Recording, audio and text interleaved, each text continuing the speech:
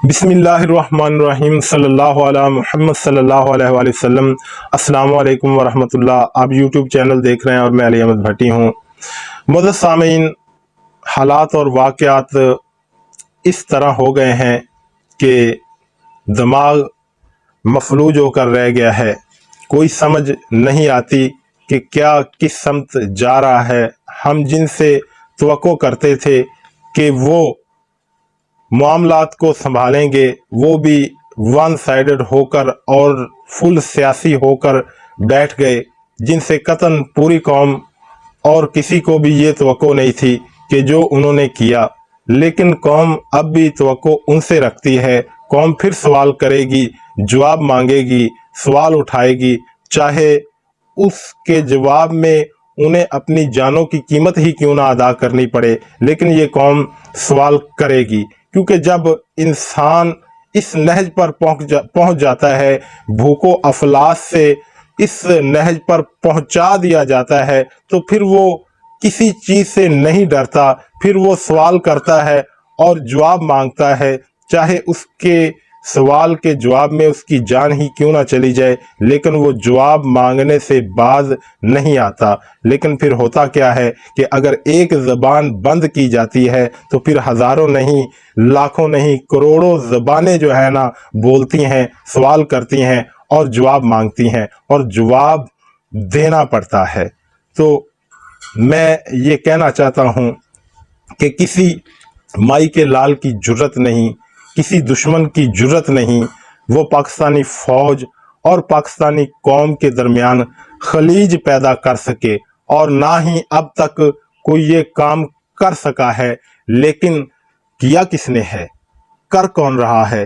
یہ کیسے ہو سکتا ہے؟ اور یہ بیانیہ اب یہ کیسے ہو سکتا ہے کہ آپ پہلے عوام میں ایک بیانیہ ڈیولپ کریں کہ یہ چور ہیں، یہ ڈاکو ہیں، انہوں نے تمہارے ملک کو لوٹا ہے، انہوں نے ملک کو لوٹ کر بیرون ممالک میں جائیدادیں بنائی ہے، اپنے کاروبار کھڑے کیے ہیں، انہوں نے منی لانڈرنگ کی ہے، اور وہ قوم میں پوری طرح ننگے بھی ہو جاتے ہیں، وہ کوئی جواب بھی نہیں دے پاتے، وہ کسی عدالت میں پروف بھی پیش نہیں کر سکتے، اپنے چوریوں اپنے ڈاکوں کا کوئی حساب نہیں دے سکتے۔ تو پھر آپ کلین چٹ دے کر انہیں دوبارہ قوم پر مسلط کر دیں، تو قوم اب کیسے ایک نیا بیانیہ خود پر جو ہے نا مسلط کر لے؟ قوم کیسے جو ہے نا ایسے لوگوں کو خود پر جو ہے نا حاوی کر لے کہ قوم تو اب زندہ لاشیں بن کر رہ چکی ہیں۔ آپ مجھ سے زیادہ جانتے ہیں، 100% نہیں، 1000% آپ زیادہ اس بات کو سمجھتے ہیں کہ اب جنگوں کی سٹریٹجی بدل گئی ہے۔ من پسند حکمران لا کر معاشی تباہی مسلط کر دی جاتی ہے، اور ایک گولی چلائے بغیر اپنا جو ہے مقصد ہے وہ حاصل کر لیا جاتا ہے۔ تو یہی کچھ ہمارے پیارے پاکستان کے ساتھ ہوا ہے کہ ہماری معیشت جو 6% پر گروتھ کر رہی تھی، انڈسٹری کا پہیہ چل رہا تھا، مزدور روٹی روزی کما رہا تھا، کسان خوشحال تھا، پورا پاکستان کم از کم جو ہے نا 2 وقت کی اچھی روٹی کھا رہا تھا، تو پھر وہ کون تھا جو ان کو ہم پر مسلط کر کے لے آیا اور ملک کو صرف 2 ماہ میں معاشی دیوالیے پن کا شکار کر دیا؟ اور پھر وہ کون تھا جو اب تک ان کو الفی کی طرح اٹیچ کیے ہوئے ہے کہ یہ ایک دوسرے سے دور نہیں ہو رہے، یہ جبراً ہم پر مسلط ہیں؟ وہ کون ہے کہ دن رات عوام چیخو پکار کر رہی ہے کہ ان کو ہم سے ہٹایا جائے، آزاد الیکشن کروائے جائے، اور ان کو جنہوں نے مسلط کیا ہے وہ ان کو ہم سے ہٹائیں؟ عوام نے پنجاب کے ضمنی الیکشنوں میں بھی ریفرنڈم دیا کہ ہم ان کو قبول نہیں کرتے، جو ہمارے ملک پر سازش اور بیرونی سازش اور مداخلت کے ذریعے مسلط ہوئے ہیں۔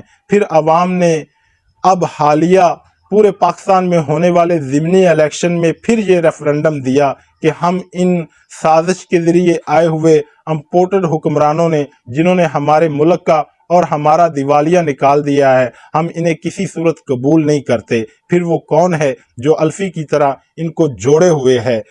اور اب پوری قوم نے عمران خان کی کال پر لبیک کہتے ہوئے نکل کر اور احتجاج کر کے ثابت کر دیا ہے کہ ہم کسی صورت بھی ان کو قبول نہ کرتے تھے نہ کرتے ہیں۔ قوم نے ایک ریفرنڈم دے دیا ہے، پھر بھی آپ ان کو ہمارے سروں پر کیوں مسلط کیے ہوئے ہیں؟ قوم کا صبر تو بہت دیر سے جواب دے گیا تھا، لیکن پھر بھی عمران خان صاحب کی کوشش رہی کہ میں مذاکرات کے ذریعے سے معاملات کو حل کروں اور ان امپورٹڈ حکمرانوں کو اس مذاکرات کی میز پر لا کر گھر کو بھیجوں، لیکن جنہوں نے گھر بھیجنا تھا انہوں نے ان کو گھر میں بھیجنے کی کوشش بالکل نہیں کی، بلکہ شاید آپ ان کو ہم پر مسلط کر کے رکھنا چاہتے ہیں۔ آپ اور کتنا قوم سے امتحان لینا چاہتے ہیں؟ اور پھر جس نے آواز اٹھائی اس کو جو ہے نا تشدد کا نشانہ بنایا گیا، اس کو گرفتار کر لیا گیا۔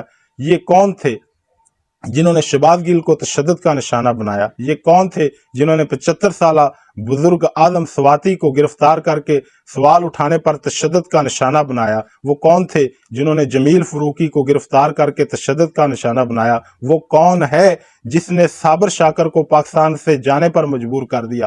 اور پھر وہ کون تھا جس نے ہمارے ہر دل عزیز ارشد شریف شہید کو پاکستان سے جانے پر مجبور کیا اور 18 FIR کا اندراج کیا؟ اگر آج اعظم سواتی سوال اٹھاتا ہے کہ مجھے اس سیکٹر کمانڈر اور اس میجر جنرل نے مجھ پر تشدد کروایا، تو اس کا آپ جواب دینے کی بجائے صرف ایک سیاسی جماعت کو ٹارگٹ کر رہے ہیں۔ یہ ایک سیاسی جماعت کے جو ہے وہ چیئرمین کو آپ ٹارگٹ کا نشانہ بنا رہے ہیں۔ آپ وہ کیسے بھول گئے نواز شریف کی باتیں؟ آپ کیسے بھول گئے مریم نواز؟ آپ کیسے بھول گئے پرویز رشید؟ آپ کیسے بھول گئے خواجہ سعد رفیق؟ آپ کیسے بھول گئے خواجہ آصف؟ آپ کیسے بھول گئے محمود اچکزئی؟ آپ کیسے بھول گئے سردار اختر مینگل؟ آپ کیسے بھول گئے منظور پشتین؟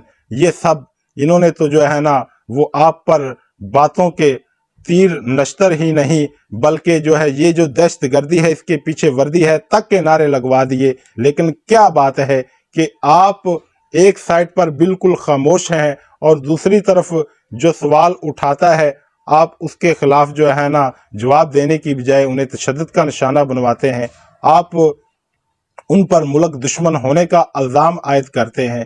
تو اس طرح یہ بیانیہ ڈیولپ نہیں ہوگا، یہ امپورٹڈ حکومت اس طریقے سے جو ہے نا عوام قبول نہیں کرے گی۔ اب بھی وقت ہے، اب بھی ٹائم ہے کہ قوم اور ملک کو تقسیم ہونے سے بچائیں۔ ہمارے دشمن تو یہی چاہتے ہیں کہ یہ ملک تقسیم ہو جائے، یہ قوم تقسیم در تقسیم ہو جائے اور جو ان کے مقاصد ہے وہ حاصل کر لیں۔ اب بھی عمران خان صاحب تو یہی چاہتے ہیں کہ یہ امپورٹڈ حکمرانوں کا ٹولہ اپنے گھروں کو چلا جائے اور عوام بھی یہی چاہتی ہے کہ آزاد الیکشن کا انعقاد کیا جائے اور عوام کو ان کے حکمران چننے کا موقع دیا جائے کہ وہ جن کو چننا چاہتے ہیں۔ اس طرح جبراً مسلط کردہ حکمران اب قوم قبول نہیں کرے گی۔ قوم کو اب آزادی دے دیں، قوم کو حقیقی آزادی دے دیں۔ اب تک کے لیے اتنا ہی، اجازت دیجیے، اللہ حافظ۔